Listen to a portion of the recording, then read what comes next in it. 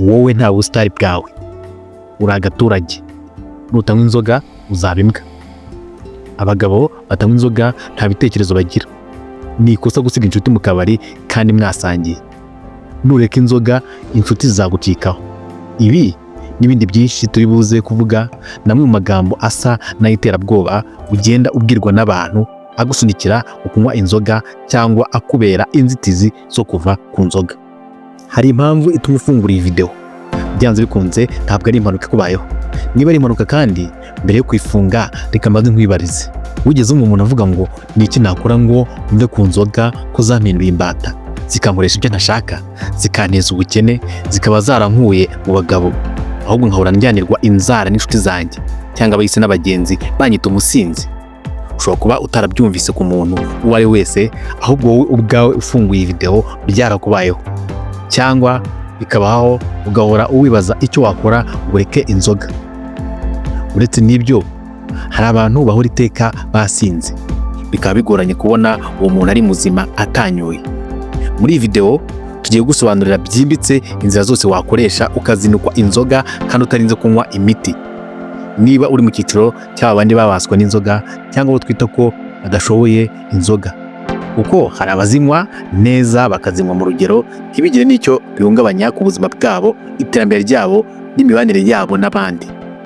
Mbere byose reka nguhe ikaze kuri iyi channel, aho twivugira cyane ku nzira abakire benshi banyuzemo bagera ku bukire bwabo, twifashishije inama batanze cyangwa ibitabo byigisha iterambere.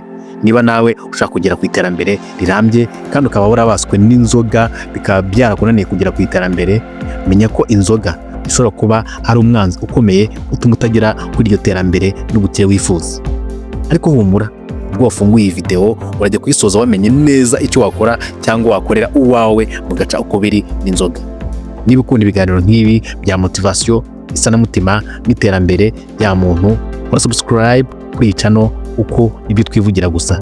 Ikaze mu isi y'abatanywa inzoga n'abasha kuyobora inzoga aho kuyoborwa nazo. Ese uri kuki umuntu anywa inzoga ariko arushaho kuyishaka aho kuyihaga? Iki ni ikimenyetso simusiga gikunze kugaragara ku muntu wabaswe n'inzoga. Hari impamvu rero zitera ibintu zagiye zigaragazwa n'abahanga babikozeho ubushakashatsi. Icya mbere, abahanga bavuga ko iyo umuntu anyoye inzoga ubwonko bwe bushobora kurekura umusemburo wa dopamine ushobora gutuma yumva yishimye, atekanye cyangwa yibagirwa ibibazo. Uwo munezero w'ako kanya ushobora gutuma ashaka kongera kumva, bityo akomeza kuyishaka kubera uburyohe n'iminezaneza yiyumvamo muri we. Iyi niyo nzira ya mbere kuganisha ku kuba imbata y'inzoga. Uko ukumara imyaka myinshi unywa inzoga, umubiri wawe ugenda ugerageza kwihanganira inzoga no kuzimenyera, bigatuma uhora ushaka kunywa inzoga nyinshi kugira ngo ugere kuri bya binezaneza wishakira kwiyumvamo. Ari naho hakunze kuva imvugo ngo mbakakayoga kakirimi quickly, nyica vuba nigendera.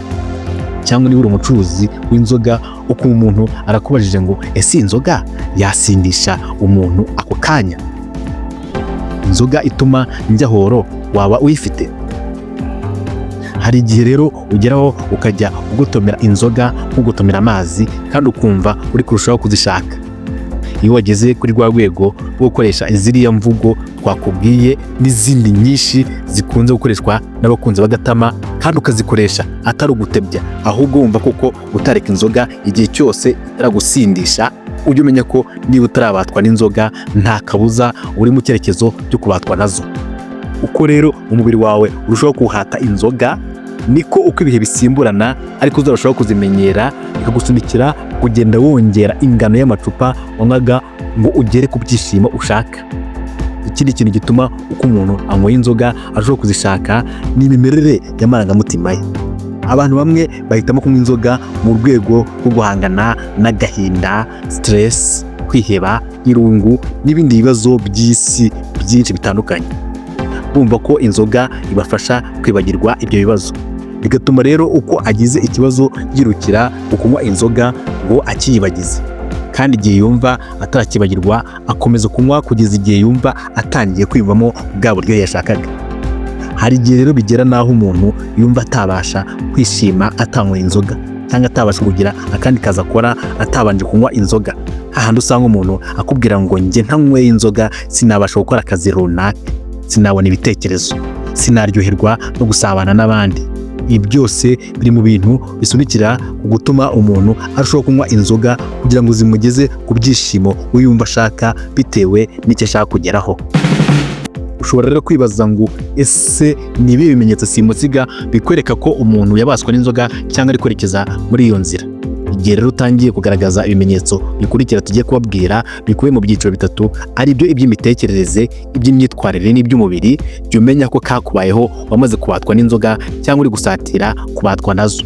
Icya mbere, ibimenyetso by'imitekerereze, nko gutekereza cyane ku nzoga ukaba wagira stress igihe utayibonye, kunywa mu ibanga kugira ngo abandi batamenya ko uyinywa ubikoreshejwe no gushaka wa munezero twahoze tubabwira, kuyihungiramo igihe ufite ikibazo wumva ko nuyinywa bibukureho ikibazo ufite, kwiyumvamo ko nta kintu wakora ngo kigende neza utanyoye inzoga nk'uko twigeze kubikomozaho, kubura imbaraga zo kwireka nubwo ubizi ko iri kukugiraho ingaruka mbi ikagukoresha amahano, hahandi uhora ubyuka ufata ibyemezo byo kuva ku nzoga ariko nyuma y'igihe gito ukaba wayisubiyeho. Ibi n'ibindi tutavuze ni bimwe mu bimenyetso simusiga by'imitekerereze uba ufite igihe wabaswe n'inzoga cyangwa uri gusatira kuba imbata yazo. Icya kabiri, uretse kandi ibimenyetso by'imitekerereze, hari n'ibimenyetso by'imyitwarire bishobora kukwereka ko wabaye imbata y'inzoga. Bimwe muri ibyo bimenyetso ni nko kunywa buri munsi ndetse no mu masaha adasanzwe, mu gitondo, ku manywa, ukaziraramo, ukaziramukiramo, ukongera ukazirirwamo, gutyo gutyo. Kunywa inzoga nyinshi kurusha uko wabyifuzaga, hahandi uvuga uti uyu munsi noneho sindenze icupa rimwe, waba ukimara ukumva inyota nibwo ibaye inyota, ukisanga wanyweye amakese n'amakese.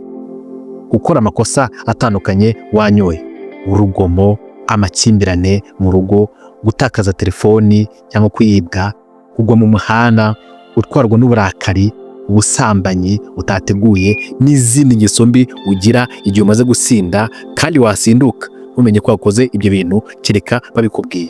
Hahandi bakubwira amahano waraye ukoze ukumva bari kukubeshya, ko nyine ni ibintu wakoreshejwe n'ubusinzi ntubu ukibyibuka. Kureka inshingano zimwe na zimwe, kwirengagiza umuryango cyangwa inshuti, kugira ibi n'ibindi biri nko kwirukanwa ku kazi kubera inzoga kandi wabona n'akandi ugakomeza kuzinywa. Ibi byose n'ibindi tutavuze ni bimwe mu bimenyetso simusiga by'imyitwarire yawe bikwereka ko wamaze kuba imbata y'inzoga. Icya gatatu, uretse ibimenyetso by'imitekerereze n'iby'imyitwarire, hari n'ibimenyetso simusiga by'umubiri bikwereka ko wabaye imbata y'inzoga cyangwa uri gusatira iyo nzira.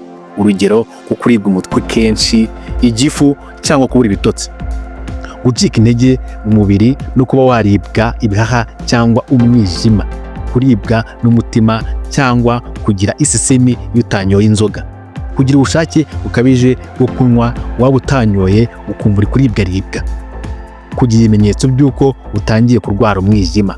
Hari ibindi bimenyetso byinshi ariko ikimenyetso simusiga kurusha ibindi ni igihe uko ufite amafaranga uba wumva nta mahoro ufite utaragura inzoga, ukumva mbere y'uko ugira ikindi kintu ugura wabanza ukagura inzoga. Ibi bimenyetso nubyibonaho cyangwa ukabibona ku muntu, uzamenye ko wabaye imbata y'inzoga cyangwa uri gusatira kuba imbata y'inzoga, kimwe n'uwo nguwo uri kubibonaho. Ushobora kwibaza ngo ese nakora iki ngo nce kubiri n'ibi bimenyetso? Komeza ubane nanjye nturambirwe, urasoza iyi video wabonye igisubizo. Mbere yo kumenya icyo wakora ni inzoga zitakugira imbata cyangwa ngo uziveho burundu, banza wumve bumwe mu bubi bw'inzoga kandi bugira ingaruka ku buzima bwose bw'umuntu, ku mubiri, ku bwonko, ku buzima bw'imitekerereze ndetse no ku mibanire n'abandi.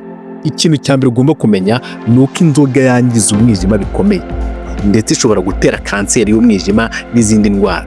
Inzoga kandi ishobora gutuma pressure izamuka, kurwara stroke ndetse no kurwara umutima, ukaba wanahagarara umuntu akikubita hasi agapfa.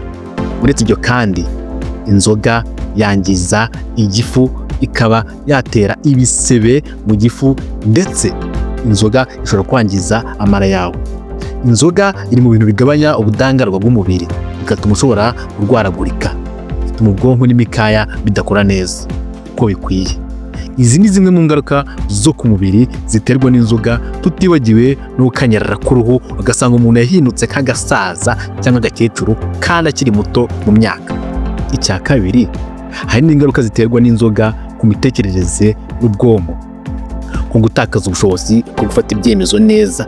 Inzoga zigabanya ubushobozi bwo gutekereza, gufata imyanzuro no gucunga amarangamutima yawe cyangwa kwibagirwa bya hato na hato, kugira agahinda gakabije, kwiheba, depression, ndetse gukoresha inzoga kenshi niko ushobora kujya ugira stress, kwiheba no kumva nta gaciro ufite nubwo wowe uzinywa uzi ngo zirabikurinda. Inzoga zishobora gutera umuntu kwiyahura no kwiyanga. Abantu banywa inzoga cyane cyane baba bafite ibyago byinshi byo kwiyahura cyangwa kwangiza ubuzima bwabo mu buryo butandukanye. Icya gatatu, hari kandi ingaruka ku mibanire n'abandi, intonganya no guhohotera aho mubana, cyane cyane mu miryango, gutakarizwa icyizere mu muryango, ku kazi n'ahandi, gutakaza inshuti n'imirimo bitewe n'imyitwarire mibi yatewe n'inzoga. Icya kane, inzoga zigira ingaruka ku bukungu bwa muntu, gutakaza amafaranga mu buryo budafite umumaro, ibyo bita gusesagura, kudashobora kuzigama cyangwa kutabasha gukora imishinga y'iterambere, kunanirwa kubahiriza inshingano ku kazi, mu rugo, mu muryango, nk'uko twigeze kubikomozaho. Hari n'izindi ngaruka nyinshi tutarondora hano ziterwa no kunywa inzoga. None rero nyuma y'ibi byose tumaze kukubwira, ushobora kwibaza ngo ni iki nakora mu mace guca ukubiri no kuba imbata y'inzoga cyangwa kuzivaho burundu. Ibuka ya magambo twatangiye tukubwira ukabanza gutungurwa. Niba utayibuka uze gusubira inyuma ku ntangiriro y'iyi video yumve. Numara kuyumva biratuma nanone wibaza ngo ni iki nakora ngo mbashe gutsinda ibigeragezo by'abampatira kunywa inzoga n'ibindi bishuko binyumvisha ko nintanywa inzoga ntazaba umugabo, ntazaba umusitari n'ibindi. Ni iki nakora gusingira ipfunwe no gusangira n'abantu banywa inzoga njye ntazinywa? Niba utarabona ibisubizo by'ibibazo bizakugora kubaho utanywa inzoga, ariko niba ugeze aha ureba iyi video humura ugiye kubona ibisubizo, kandi nubikurikiza uko ngiye kubikubwira nzi neza ko uzatsinda. Niba ushaka kureka inzoga rero, mbere ya byose ugomba kubanza kureka kuyoborwa n'iriya myumvire y'abantu twatangiye video dukubwira. Nuko wabigenza ukabasha guhangana n'imyumvire y'abakumvisha ko kunywa inzoga ari ubutwari, ubusirimu, ubusitari n'ibindi. Icya mbere rero yuko ujya gusangira n'abantu banywa inzoga kandi ubizi neza ko wowe utari buzinywe, jya ubanza utegura igisubizo cyihuse kandi gihamye uri buze kubaha. Igihe bakubajije impamvu utanywa inzoga, ntuzatume babona ko uri gushakisha igisubizo, ahubwo ujye ubereka ko ariyo kamere yawe, mbese ubasubize wifitiye icyizere impamvu yatumye uzireka cyangwa yatumye utarigeze uzinywa cyangwa unywa nkeya ukarekera, kuko buri wese aba afite impamvu ye. Iyo mpamvu rero nujye kwibwira abantu ntukajye urya iminwa. Ibi bizatuma aho kugira ngo baguserereze bakwite imbwa, ahubwo batangira kumva uri intwari cyangwa uri umuntu udasanzwe. Urugero, jya ubasubiza ngo naretse kunywa inzoga kuko nahisemo gutangira ubuzima bushya, nshaka kwita ku buzima bwanjye no kugera ku ntego zanjye. Hari n'izindi mpamvu nyinshi, gusa ugiye no kubabwira uti nubwo ntakinywa inzoga ariko nta cyatuma nasangira namwe, nta kibazo nterwa no kwicarana n'abazinywa. Aya magambo yerekana icyemezo gikomeye wafashe kandi ntaha abandi icyuho cyo kuguciraho iteka. Icya kabiri ugomba gukora kugira ngo utagira ishuko cyo kunywa inzoga cyangwa kuzisubiraho, nuko icyo wahisemo kunywa gisimbura inzoga ugomba kukinywa kumva uri proud yacyo, hahandi abantu babona ko nubwo uri kukinywa bo bari kunywa inzoga ntacyo we bikubwiye, mbese ukagumana morali wahoranye ukinywa inzoga. Ibi nabyo bizatuma bakomeza kukwiyumvamo, bagabanye kuba baguhatiriza kuzinywa. Ibi bizagufasha kugenda utsinda ibigeragezo byo kuzinywa, ngo ukunde wereka abantu ko uri kumwe nabo. Uzirinde kandi gukora ikosa ryo kwicarana n'abazinywa wowe ntacyo uri kunywa. Hari abantu bava ku nzoga ariko bakaba badakunda imitobe, bagahitamo kutagira icyo bafata mu kabari. Ibyo bituma abo musangira bagira ngo urashaka kubareba mu mutwe cyangwa se wabasuzuguye, aribo biviramo ko baguhatira kuzinywa. Niyo wafata amazi ariko kwicara ntacyo uri kunywa, bishobora no kugutera igishuko cyo kumva wazisubiraho kubera ukomeza kwitegereza abandi uko bari kuzigotomera niyo bataziguhatira. Ikindi cyagufasha kutazisubiraho, nubona ugize igishuko cyo kuzinywa, jya wiyibutsa impamvu waziretse kandi uyitindeho. Tekereza cyangwa wandike impamvu 3 kugera kuri 5 zikomeye zatumye ushaka kuva ku nzoga cyangwa kuzivaho. Urugero, naziretse ngo mbashe kurinda ubuzima bwanjye, urukundo rw'umuryango, ubukungu, zankoreshaga amafuti, n'ibindi bibi byakubagaho wanyweye inzoga, ujye ubyiyibutsa buri gihe uko ugize igishuko cyo kuzinywa. Kandi ibyo wanditse ujye ubisoma cyangwa ubisubiremo mbere yo kujya ahantu ushobora gusanga banywa inzoga, mu tubari, mu bitaramo no mu bindi birori birimo inzoga. Ikindi kizagufasha ni ugushaka inshuti itanywa inzoga kugira ngo ijye ikugira inama cyangwa ikuba hafi. Byaba ngombwa waba uzi kuri bujye ahantu banywera inzoga ukamusaba kuguherekeza, uko buryo birafasha iyo wicaranye n'umuntu utanywa inzoga nawe utazinywa, bumva ko wari undi mufatanyije. Icy'ingenzi ugomba kwiremamo ni ukudatinya guhagarara ku mwanzuro wafashe, no kudaterwa ipfunwe no kuba utanywa inzoga, kandi nukurikiza inzira nakubwiye uzabigeraho. Ariko kandi uzibuke no gusenga, kuko mu isengesho umuntu arongera imbaraga zituma abasha gushobora ibyamunaniye gushobora. Hari ibintu bimwe na bimwe bizakwereka ko wakize burundu. Icya mbere, ntukishaka, nta raro ukigira ryo kunywa inzoga. Niyo waba uri ahantu bari kuzinywa, cya gihe ushobora kunyura ku kabari cyangwa ukicarana n'abantu banywa ntibigutere irari.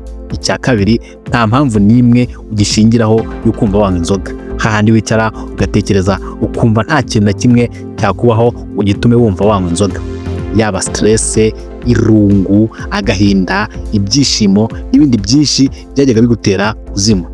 Nubwo nta gihe cya nyacyo washingiraho wemeza ko waziretse burundu, ariko benshi bavuga ko iyo umaze byibura imyaka 3 utanyoye kandi utifuza kongera kunywa ku nzoga, nta n'irari ryazo ukigira, hahandi ushobora no kurara usabana n'abandi banywa inzoga ukageza mu gitondo utarazinywa. Niba umaze icyo gihe cyose, uzatangire kugira icyizere ko wamaze kuva ku nzoga, ndetse uzatangira no kwiyumva nk'intwari kuba warazivuyeho, kandi utagitinya kwibwira abantu, ukanabivuga wumva uri proud yabyo. Gusa ibi byose tukubwiye bibanzirizwa no gufata umwanzuro udakuka wo kureka inzoga, hanyuma ukawukurikiza izi nama zose twakubwiye. Ari nako tugera ku musozo w'izi nama twahawe na bamwe babashije kureka inzoga burundu kandi nta muti banyoye, ndetse na bamwe mu bakoze ubushakashatsi ku nzoga. Wibuke ko wowe nibikunanira ugomba gushaka umuti, kuko nayo ibaho ivura kureka inzoga.